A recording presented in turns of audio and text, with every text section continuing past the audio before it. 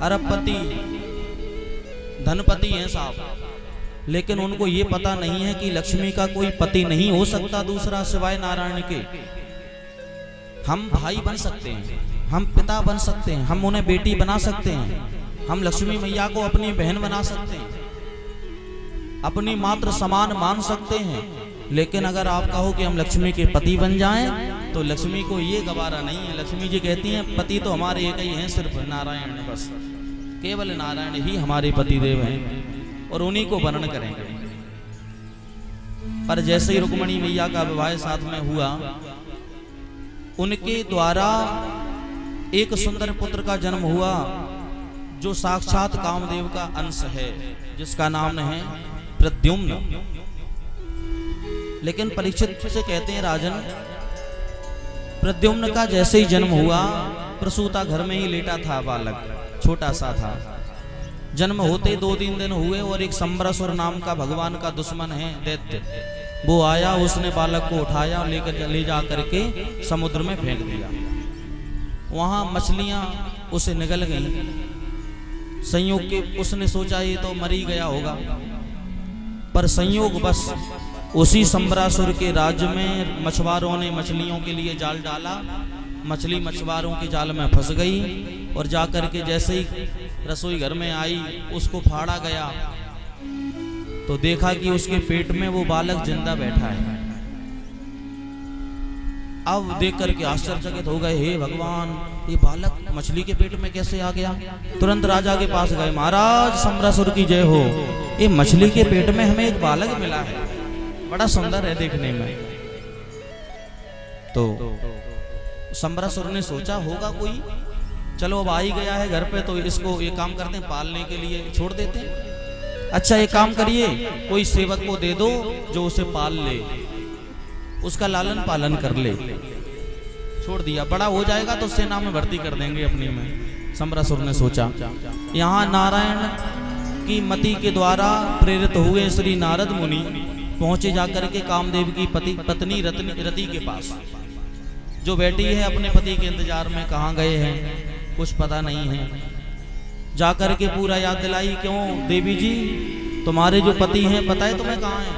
कहने लगी, महाराज जब से शंकर भगवान ने अपने तीसरा नेत्र खोला, हमारे पति तो भस्म ही हो गए, तब से तो मिले ही नहीं है, हम क्या करें? तो नारद जी बोले, हम बताएं कहाँ हैं? उन्होंने अभी कन्हैया के यहाँ पुत्र के रूप में जन्म लिया है और संबरासुर के यहाँ वो पल रहा है। जाओ जाकर के उसका लालन पालन करो देवी, बड़े होकर के उससे विवाह कर लेना, तुम्हारे पति हैं। ऐसा कहकर के रति वहां से गई और मायावती का स्वरूप बनाया, एक दासी का स्वरूप बनाया, नाम पड़ा मायावती। जाकर के महाराज की सेवा में, महाराज संबरासुर की जय हो, महाराज कोई काम दे दो, काम करने की इच्छुक हैं, काम नहीं है हमारे पास में, भूखों मर रहे हैं, क्या करोगी देवी? अच्छा एक काम करो, एक लाला है हमारे यहाँ, उसको पालोगी, उसका लालन पालन देख रेख करोगी? हाँ हाँ महाराज बड़ी अच्छी तरह है, वो तो आई थी इसीलिए। और तुरंत कहा तो उन्हीं के लालन पालन में रति मायावती लग गई। कुछ समय व्यतीत हुआ, इस प्रकार से लालन पालन हुआ कि कुछ ही दिनों में प्रौढ़ अवस्था हो गई, बढ़िया सुंदर नव युवक बन करके तैयार हो गए प्रद्युम्न जी। पर जैसे ही बड़े हुए, जिस बालक का लालन पालन खाना पीना ठीक रहे, वो थोड़े ही कम उम्र में अच्छा दिखने लगता है, और खाना पीना कमजोर रहेगा तो छोटे के छोटे ही रह जाएंगे। तो उनका खाना पीना बढ़िया हुआ, अच्छी देख रेख हुई, तो कुछ ही समय में परीक्षित जी को बताते हैं सुखदेव जी महाराज की प्रौढ़ अवस्था, युवा अवस्था प्राप्त कर ली। और ऐसा ज्ञान दिया मायावती ने उनको कि समस्त वेद, समस्त धनुष की विद्याएं उनको प्राप्त करवा दी, युद्ध कलाएं सिखा दी, निपुण कर दिया रणनीति में बना करके। एक बार की बात है, अब जब बड़े हो गए तो रति के मन में थोड़ा सा प्रेम जागने लगा अपने पति के लिए। तो वो प्रद्युम्न ने कहा, देवी आपने हमें पाला है, आपने हमें छोटे बचपन से ही भोजन करवाया है, चलना सिखाया है, पढ़ना सिखाया है, और आपके मन में हमें लगता है कुछ बेकार आ रहा है, आपकी दृष्टि हमें बदली हुई लग रही है, क्या बात है? तो बता दिया महाराज हम आपकी कोई माँ नहीं है, हम आपकी कोई दासी नहीं है, हम तो आपकी पत्नी हैं रति। तो उनको कोई ध्यान नहीं था कुछ, उनको पूरा वृतांत बताया। प्रभु ध्यान है आपको, जब भगवान शंकर तपस्या कर रहे थे, विवाह नहीं हुआ था, इधर तारकासुर का अत्याचार चल रहा था ज्यादा। सब देवताओं ने कहा विष्णु भगवान से प्रभु कुछ करिए। तो भगवान विष्णु ने कहा देवताओं, भगवान शंकर और पार्वती के द्वारा जो एक पुत्र होगा उसी से तारकासुर का वध होगा। अब भगवान तो बैठे थे तपस्या में, विवाह कैसे हो? तो उनकी समाधि जगाने के लिए कामदेव सामने आया, अपने अनेकों रूप दिखाया, लेकिन भगवान शंकर को जगा ना पाया।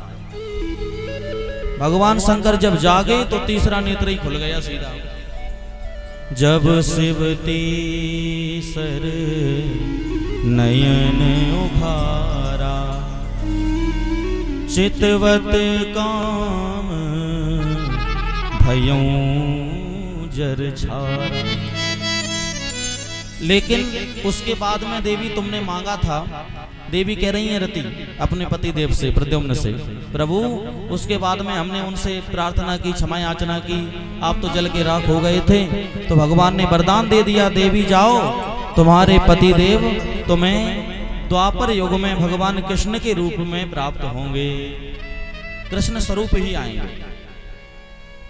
कृष्ण तनय हुई है पति तोरा, कृष्ण तनय हुई है पति तोरा। कृष्ण तनय हुई है पति तोरा। कृष्ण तनय हुई है पति तोरा। कृष्ण तनय हुई है पति तोरा। कृष्ण तनय हुई है पति तोरा। बचन न था अस नहीं मोरा, बचन अनता जब यदुवंश कृष्ण अवतारा, जब यदुवंश कृष्ण अवतारा। हुई है सकट हरन महिभारा, हुई है सकल हर महिभारा। जब यदुवंश कृष्ण अवतारा, जब यदुवंश कृष्ण अवतारा। कृष्ण अवतारा, कृष्ण अवतारा। रति कहती हैं भवान नारायण सुता संभरेण हतो ग्रहात्, अहम तेधिकृता पत्न्युर् रतिः कामो भवान प्रभो।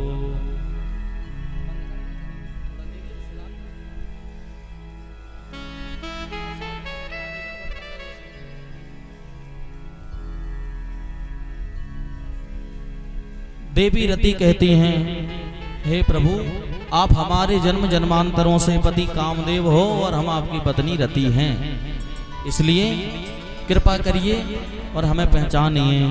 समस्त बातें ध्यान आ गई, जो घटना घटी थी सब ध्यान आ गया। और उनके साथ में तो बोले फिर हम यहाँ कैसे, सम्रासुर के यहाँ कैसे आए?